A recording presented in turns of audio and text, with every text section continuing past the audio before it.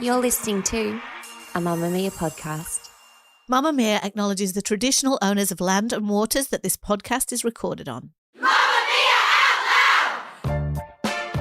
Hello and welcome to Mamamia Out Loud. It's what women are actually talking about on Wednesday, the 24th of July. I'm Holly Wainwright. I'm Brat.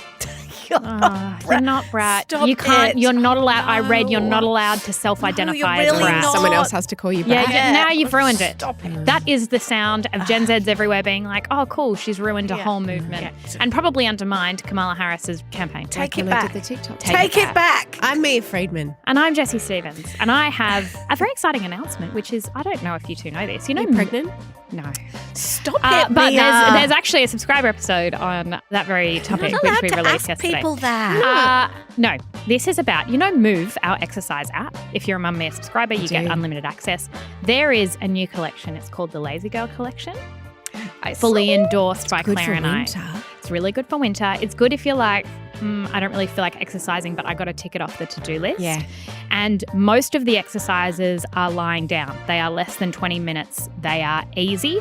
And look, you might be lazy or you might have just come back from a holiday and you're not feeling But very you still fit. want to move. I was feeling this way yesterday. I wasn't feeling Yeah. very well and I didn't really want to go for my usual run, but I wanted to do something because I wanted to move my body. I knew I was going to work and I was just going to be sitting a lot.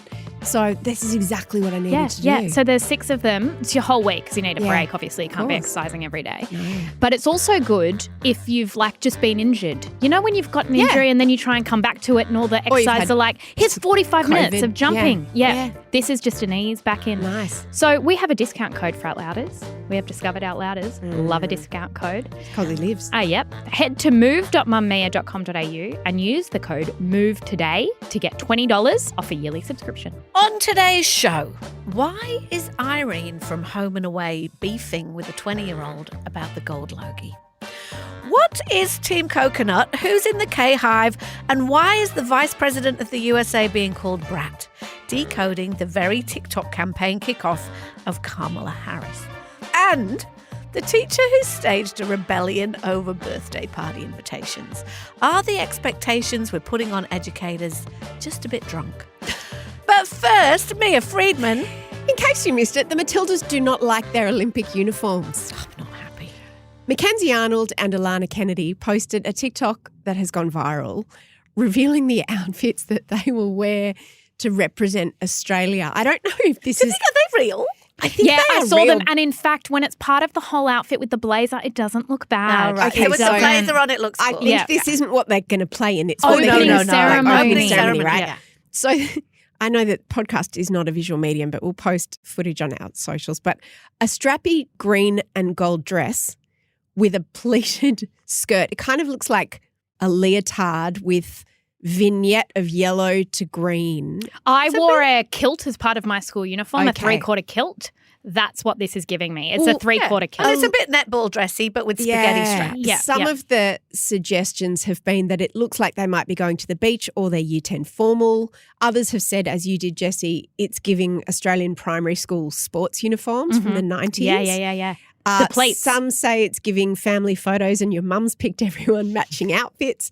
And then someone said, I honestly could not guess the sport based on this uniform. My best guess is a combination of swimming, jazzercise and tennis. My Matilda's bandwagon is revving. As who's getting on? Who's Yeah, coming? I'll get on that The one. only problem is, because we're all excited about the Olympics, but frickin' Europe. Because not- the first yeah. Matilda's game is on Friday, but it's at 3 a.m. What are we going to So do? the first Matilda's game is against Germany. It's at 3 a.m. on Friday morning. It's sort of before the big official kickoff of the Olympics.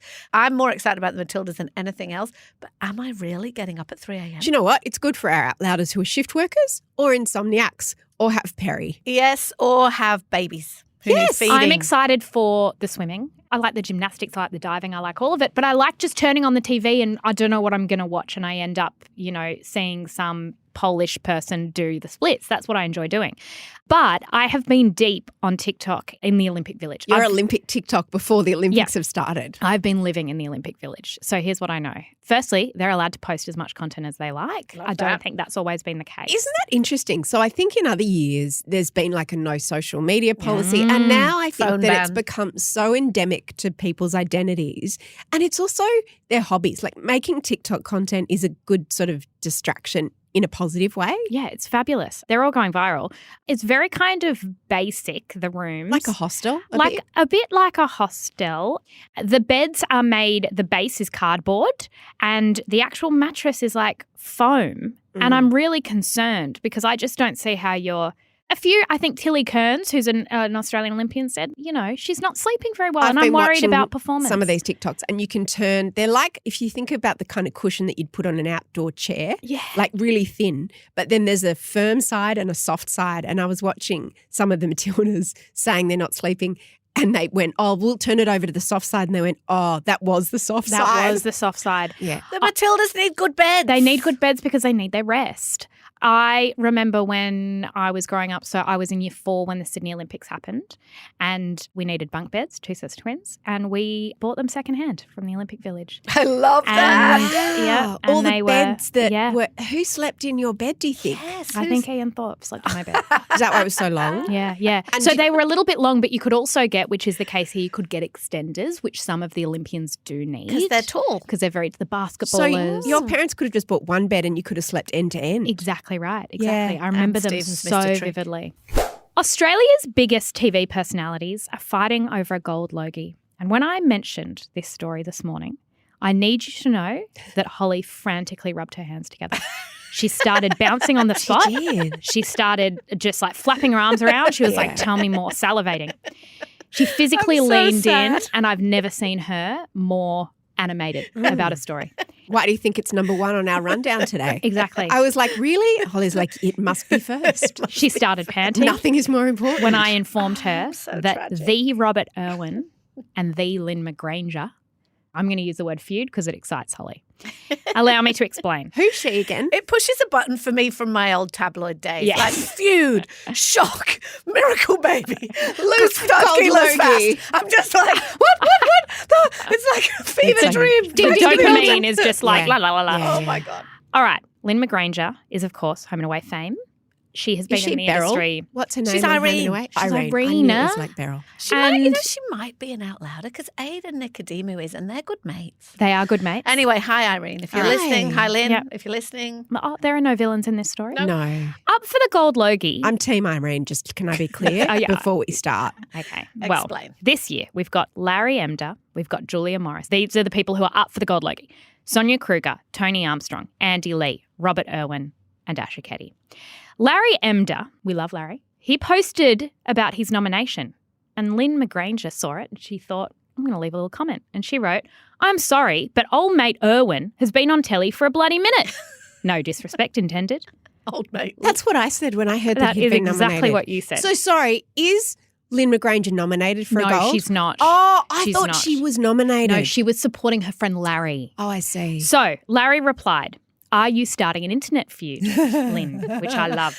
Because you've got She's to like your clarify. mum starting a fight Yes, on Facebook. Exactly. She going, will. I'm And just going to Stevens start. will do Lynn doesn't that. care. No.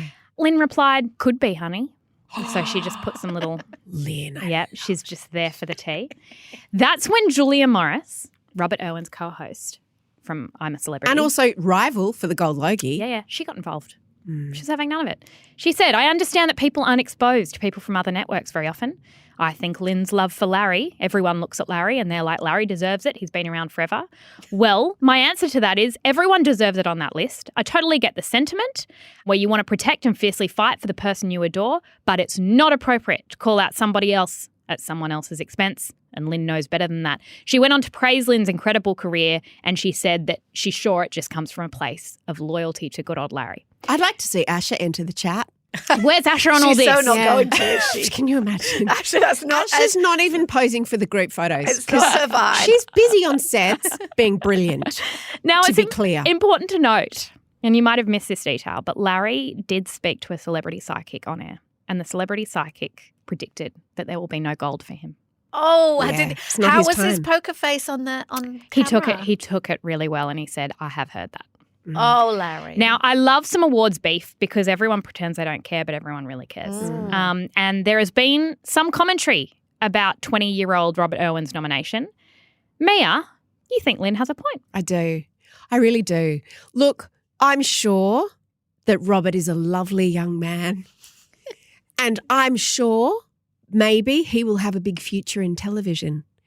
But he has not earned this nomination. Oh. Do you even know what the criteria is for Gold Logie? I can't Legend. remember. I No. used to work there. No, I've got it. I looked it up Should because that's be. my job Tell on this me. show Legend. is to look it up. The Gold Logie is an award for the most popular personality on Australian television. Do you know how many Instagram followers Robert Irwin has? 6 million. Yeah, Are we basing it on Instagram No, followers? I just think it's a data point. it is a data point. What's your beef with Robert? I don't have a beef with him. I think his time will come. I just don't think he's worthy yet. It's he not- hasn't earned his stripes. It's not a Lifetime Achievement Award. It is a little bit. It's kind of iconic. This is the thing, is that what does the Gold Logie mean? And the thing that's really interesting about the Logies is in Australia, we half think the Logies is a joke and half get really indignant So if we think true. it's been So misallocated true. in any way, right? So we spend a lot of the time like sort of leaning into a cultural cringe about the Logies. Yeah. Oh, the dresses, it's not like America. Oh, how embarrassing, blah, blah. And then half just like, yeah. how dare they? That's so That's true, yeah. outrageous. I love And it. it's so Who do you think's going to win? funny. Gold. I think Robert Andy Irwin. Lee.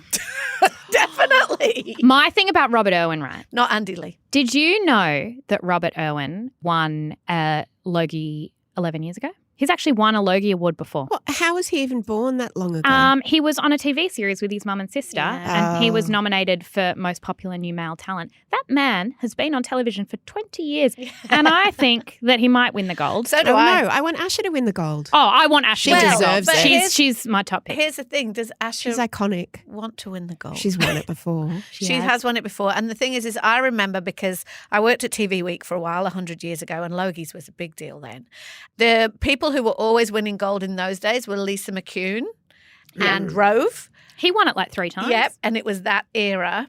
And so really it reflects, as you said, and the criteria says this exactly, it reflects a moment. It reflects a moment in time and who is everybody looking at on TV right now. Now, obviously in that time, TV has changed so much. Yeah. So it's fragmented. Everybody isn't really looking at anybody. Everybody is looking in all kinds of different directions. So it does come down to things like Instagram followers. And the thing about Robert Irwin is he may be 20, but he definitely has riz. He definitely has charisma, enthusiasm. He leans in. He wants it. But my question about Instagram followers, in the case of Robert Irwin, I don't think his Instagram followers are a result of his TV. I think his TV is a result of his Instagram followers. Yes, quite So I common. don't think the people who are following him on Instagram have probably ever even seen him on TV. And my other view would be if someone has to win from that show, I'm a Celebrity, Get Me Out of Here, which I think is a great show, I would prefer it to be Julia Morris, who I don't think has ever won. And she's Yes, ace. but I think that awards, like we've got this sense that And they she is need to iconic be too. fair. Yes. And it's not really how awards work. I think but by fair people mean the person I want to win. yes. That would be fair. Yeah, exactly. But I would, if I was Robert Irwin and I was saying this, and he's been so gracious because of course he is, but I would be thinking, I don't think the average Australian quite knows how prolific Robert Irwin is. That he's been doing shows on the Has he? Discovery Channel. He was on Jimmy Fallon in Australia. He has done more Okay. television shows. I didn't realise that. I don't think people do. So they think that he's just on I'm a Celebrity for 5 minutes. Yes. There's a reason why he is genuinely very talented and why he's so good at what Is he does. good on that show? I haven't watched him. Yeah, he's brilliant. And he's controversy free. Why is he so, So good? far. He's only 20. There's plenty of time for his controversies to unfold. What's Not that I wish him ill. The dynamic like between him and Julia Oh, on that fantastic. And Julia, that I funny? mean, Julia's done it. She's an She's so industry pro. But he's very likable. He's very charismatic. Okay. He's very good. I have a different Logies adjacent issue I need to address. Are you two going? Because Strife, TV show based on Mia's memoir that you both, Mia's EP of, you're a producer of, you wrote an episode, etc. Jessie, are you going? And my adjacent question to that, obviously, is what are you wearing? But my other question is, I was just talking about how people like to diss the Logies, but also they really care. Did you really care that it got nominated for a Logie? Would you have been upset if it had not been I nominated didn't for a even Logie? consider it being. I forgot about the Logie. I really thought, yeah. I sort of, that just sort of came around. And then I heard we'd been nominated. I was pretty happy that we were nominated. See, that's the thing about awards, right? We can diss them, but to be recognised by your peers and within an industry, it's great for publicity. It's great for your bio that you write that Logie nominated show. Yeah, like true. that all does matter. Mia, you are going to the Logies. I'm so excited about Mia going to the Logies. Did you try and get out of it? You hate things like that. I did try and get out of it. So tell me about your Logies thing. Jessie's not going. No. Because she's not important enough. Can you imagine me at the Logies? What would I wear? Do you know what? I'm dreading it, which sounds really spoiled and privileged and petulant, but I don't like those kinds of things. I've been to the Logies one time before. But we like you going to those things. Yeah. So I'm very anxious because it goes for 6 hours and I'm not good with that. It goes late and I'm not good with that. But there's lots of sparkly things to look at. But you got to sit there. And when are you going to start choosing your frock? I suppose I should start thinking When about is it? A couple of weeks. It's mid-August. I think it's like 3 weeks, 2.5 Oh, weeks. you need a dress, sweetie. It's on a Sunday. Can the Outlouders help you choose your dress? Yes. The assignment is, Outlouders, it's not my night, right? Like I'm not a nominee. I don't work in television. Shit, good point. I am the sidest of side characters, which I'm happy about. But it's like bloody trying to find a dress for your wedding, Can you just wear the Jessie. same dress? I could. That's my fallback. Yeah. Although I don't want to tarnish it She needs by to wearing it to the Logies because I really loved wearing it to your wedding. It doesn't mean I won't wear it again, but it's like I don't think I'm going to like the Logies very much, the vibes. I'm feeling anxious about it. So I don't know. There's something very special and I cherish that dress and what it means and where it's been. I want more than anything. Anyway. For Mia to wear the dress that she wore to the Sydney Out Loud show. We'll put a picture of it right in the show yes. notes because The lolly wrapper. Because it's like Lizard Queen meets Lolly Rapper. And the thing is if Mia wore that dress, she would be on the front of the Daily Mail for weeks. And it would be so fun for me. And my worst nightmare, because it's so weird because I love clothes and I'm such a show off with my clothes, right?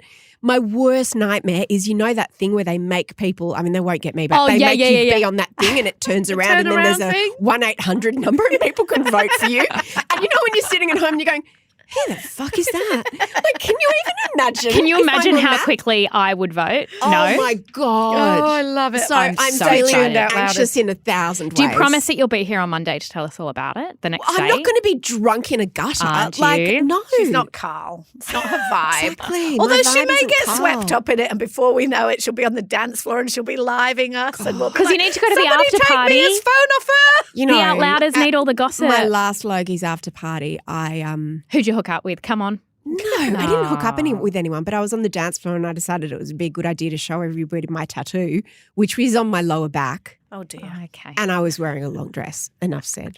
The Logie goes to Mamamia out loud. Yeah, 360. When you're in the mirror, do you like what you see? When you're in the mirror, you're just looking at me. Kamala is Brat. Are you Brat? I am Brat. Am I Brat? Stop saying that. As Out Loud's self-appointed Brat correspondent, Jesus Christ. I'm here with some answers about Brat and about coconuts, which you also might have seen online. Please take people back to the beginning. And Mia. which are quite confusing. Firstly, Kamala. Since Biden stepped down on the weekend and every prominent Democrat has endorsed Kamala, her campaign has ignited hearts and minds and also TikToks. Should we acknowledge the pronunciation of her name? Because the Kamala. Outlouders are saying it's Kamala. No, it's not. It's just not. It's Kamala. Like Karma is my boyfriend. Kamala. Yeah.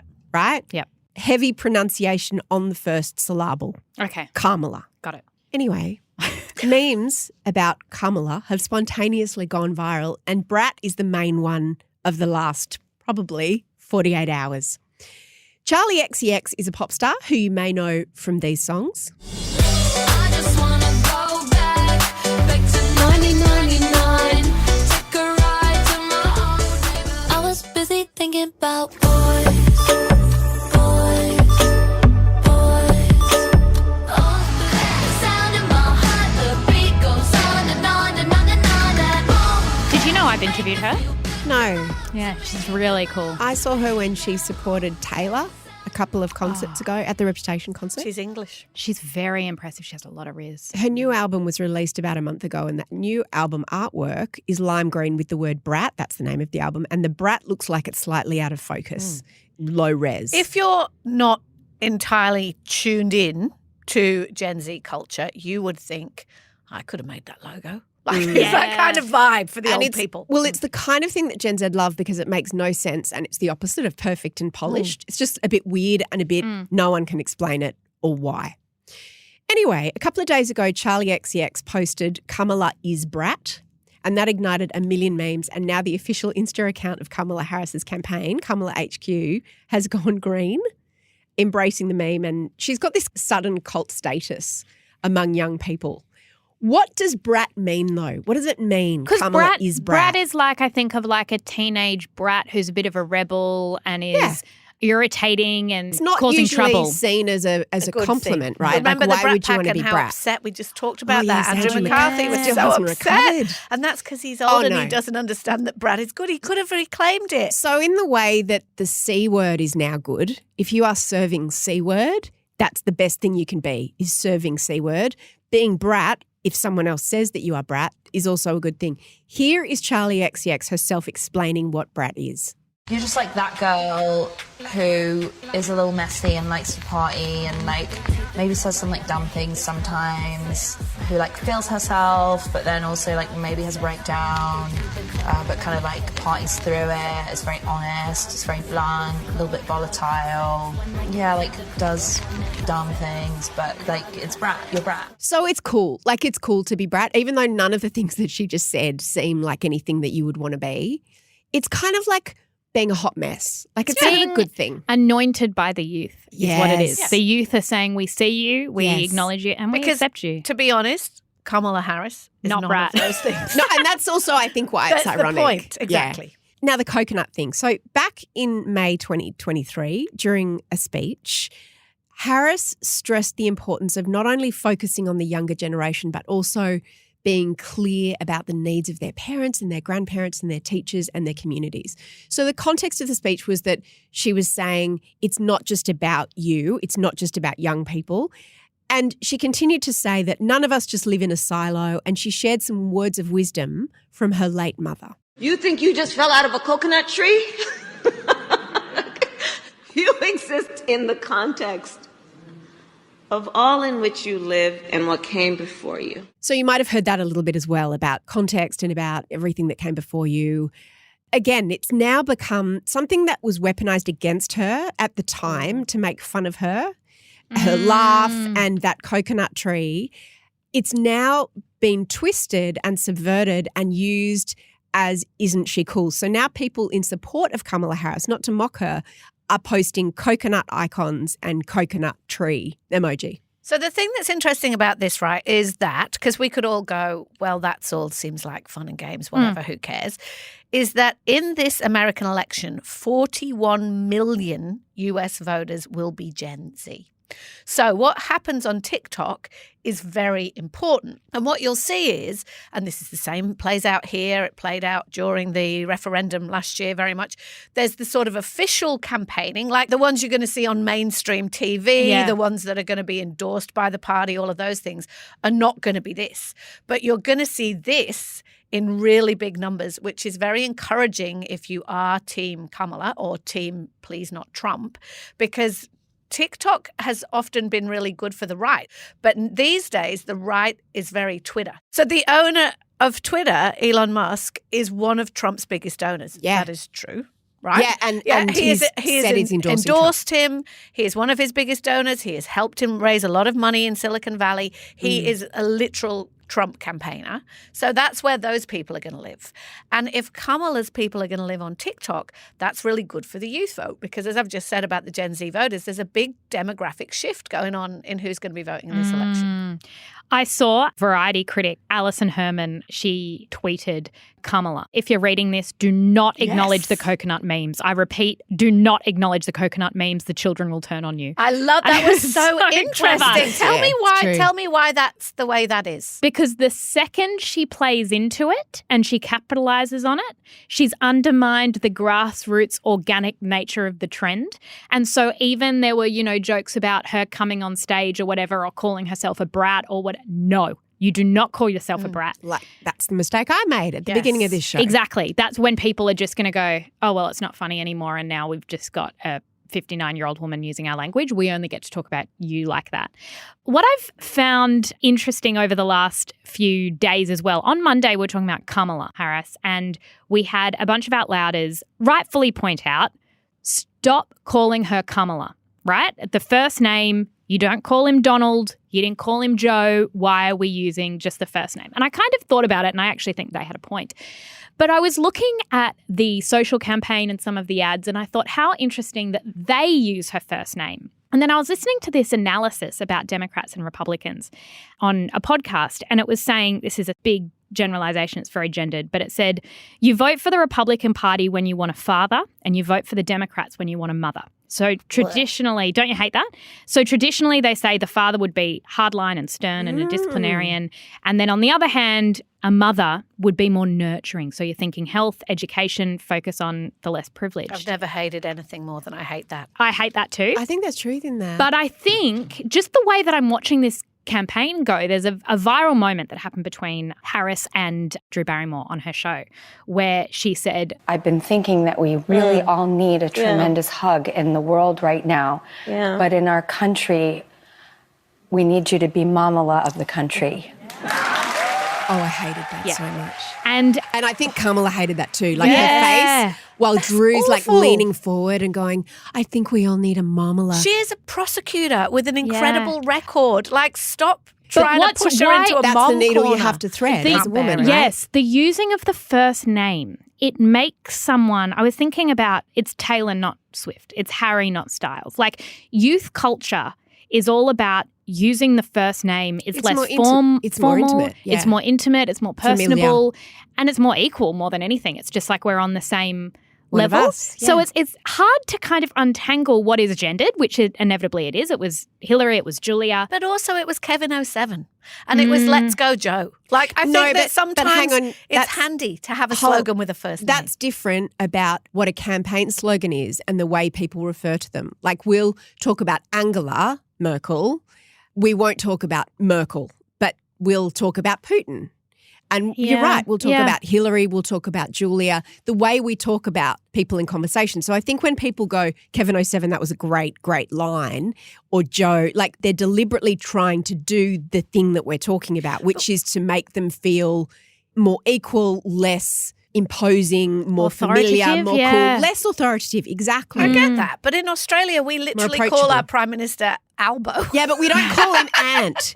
We don't call him Ant. Yeah. But it's a nickname. Like, it's a silly it's not a respectful thing. Like, we don't call him Albanese. Oh, no, I disagree. I think in Australia, that's the biggest compliment you can give someone is calling it's them by a nickname. compliment. But if we're saying that we give men formal names and we give women informal names, that's not always true. No, there's something about calling someone by their first name, though, that can be a real... I think Undercutting there's their something power there. a little Yeah, bit, yeah, which is, yeah. I think, what the outlouders were trying to say. I'm going to call her Harris heaps. I'm going to Yeah. call her Yeah. Kamala. Because I mean, not all the time. Like anything, you're going to switch your context depending on how you're talking. But I think that we really run a risk when we talk about powerful women if we're always trying to make them seem less powerful. And she is not the mom candidate. She is an incredible, like I have watched on repeat, apart from the TikToks, which have been fun. And I love trying to understand what all that's about. And then I remember that this isn't for me and I don't have to. It's like, just let the young people do their really good campaigning. That's great. But is the bit where she's in the Kavanaugh hearing and there's a clip that you will have seen if you're on social media or at all lately where she says just very plainly, and she's talking about obviously reproductive rights in America, and she says, can you think of any laws that interfere with what men do with their bodies? Can you think of any laws that give government the power to make decisions about the male body? I'm happy to answer a more specific question. But Male versus female? there are medical procedures. Okay. That the government has the power to make a decision about a man's body? I thought you were asking about medical procedures that are unique to men. I'll repeat the question. Can you think of any laws that give the government the power to make decisions about the male body? I'm not thinking of any right now, Senator. And she just pushes that point in the most calm, strong way, and he is completely speechless. That is the woman that I want to vote for, which is why it's really smart. I mean, not that I'm voting. I'm just I'm saying if I was buying into this, which is why this is all really smart, the green and the Brat and the dancing. But Kamala or Harris needs to kind of distance herself from that because she needs to be seen as a serious hardcore person because she is. I don't know. I think that what's refreshing about her as a candidate and why I think the race has suddenly become a race is what Trump's done for a lot of Americans has made politics fun. It's not our kind of fun in that he's horrible and he gets up and he abuses people and is racist and sexist and appalling and mean, but he's made it a TV show. You know, when there were interviews after the assassination attempt rally where the wife of the man that was killed said it was just such a fun day. We were there with our 2 daughters. We were having such a fun day. Now, that sounds like a weird thing to say, given that he gets up and he talks about immigrants, you know, raping people and stealing your jobs. But he has made it fun, and you've got your red hats. What the Democrats haven't had and what they didn't have with Hillary and what they didn't have with Biden in 2020 and now they've got with Kamala is fun. I agree, but there is a fine line between, which is why I love that line too that Jessie brought up about the experts saying don't lean into this too hard. Kamala is let them have fun with her. Yeah. Let the people who understand that do that. But I don't think you necessarily want Kamala to be doing the Charlie XCX apple dance. It's a bit like what we talked about last week when we were talking about the TikTok dances and when obviously we're not presidential candidates, but when we decide like, do we lean into that trend or don't we? And I was saying it's funny because are you a serious person? Are you not? I think that probably the absolute sweet spot for somebody with such a high stakes position as this is to absolutely lean into like amplifying that with portions of your campaign and letting people have that fun. But I don't know that you want to be seen to be trying too hard. It's got to be both, right? And as usual, it's a very, very hard needle for a woman to thread. And Hillary could never thread it. But, I mean, you can't say that Donald Trump is a serious person. But, yeah, the expectations of Kamala, that's why it's going to be so interesting to see how these next few months play out. I have a quick theory. I was in my car this morning and I was like, you know how Joe Biden, he stepped down and the timing and everything has worked out bizarrely well. And it's worked out bizarrely well because he let Trump choose his nominee in J.D. Vance before he said it was going to be Kamala. And I thought that was a stroke of genius. If I was writing a television show of the behind the scenes and I was Biden, I would have chosen that I was going to go with Harris and I was going to step down. I would let Trump do what Trump did because I think Trump would have chosen a completely different vice president if he knew. Everyone said that Vance is the choice if you think you're going to win. Yeah. He thought he was going to compete against Biden. An old man. So he went, I'm going to go young. Well, now you're the old man, Trump. Yeah. So I think that ended up being a stroke of absolute genius to let that happen first. I've already started sounding this alarm, my Mancunian alarm, in every meeting we're in. It's the hope that kills you, friends. Don't get too carried away. Everywhere I look at the minute on social, it's like, we're going to smash them. This is going to be a walkover. It's like, shush, shush, shush, shush, shush. Let's just let it play out. Remember the pantsuits we wore to work in November 2016? I remember that so well. Well, J.D. Vance has already called Kamala a childless cat lady. I love Gen Z. Yeah, girl, I'm out here in these streets. You think you just fell out of a coconut tree? I can imagine what can be. Want unlimited Out Loud access? We drop episodes every Tuesday and Thursday exclusively for Mamamia subscribers. Follow the link in the show notes to get us in your ears 5 days a week. And a huge thank you to all our current subscribers.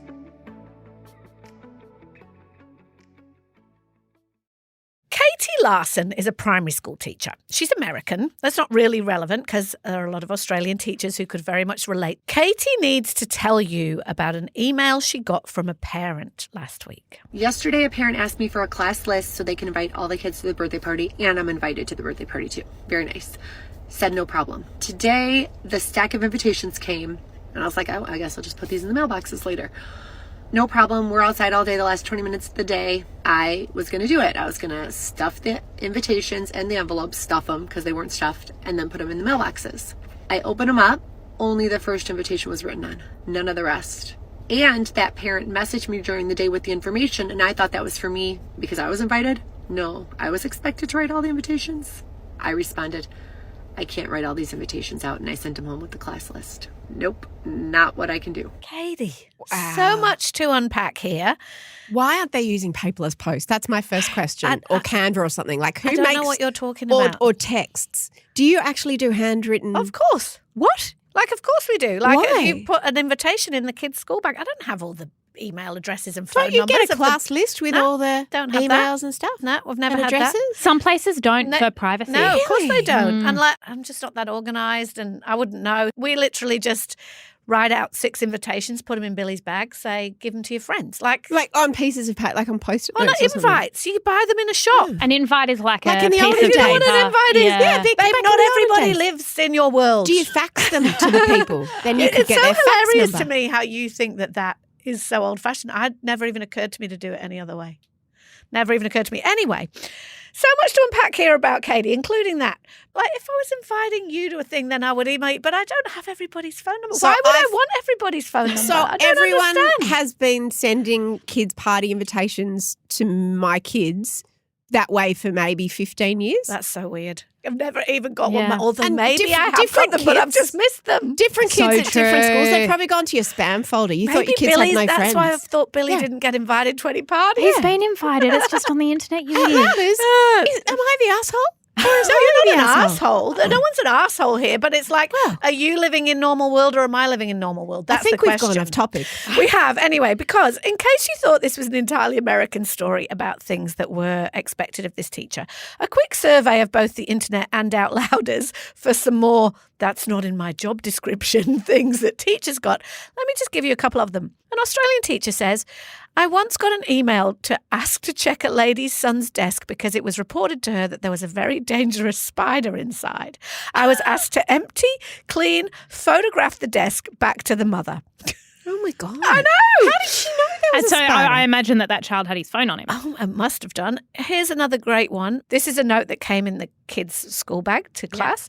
My son swallowed a watch battery at home. Please use this fork and clothespin to inspect his poop until we find the battery.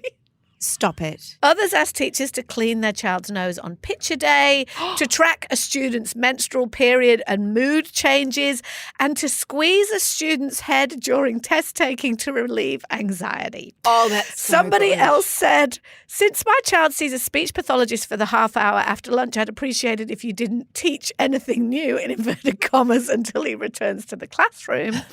And there was a parent who requested that their son be given credit for an essay in spite of not turning one in because, in quotes, he wrote it in his head. Jessie, you know a lot of yes. teachers.